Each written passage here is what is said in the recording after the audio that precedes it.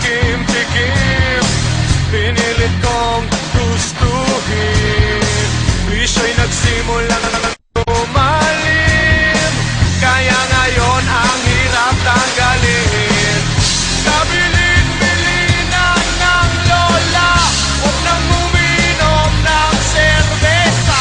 Ito hindi inumin pang bata, pag soft drinks ka na lang muna. Pero ngayon ako'y matanda na, lola pahingi ng pangtoma. Ayan na nga, tumataas na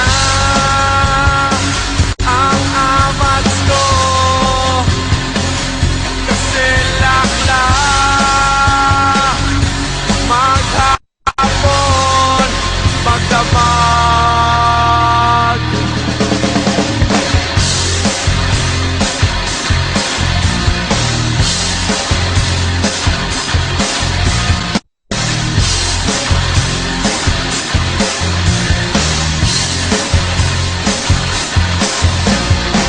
Di bali nang hindi kumain, basta may tomang nakahain.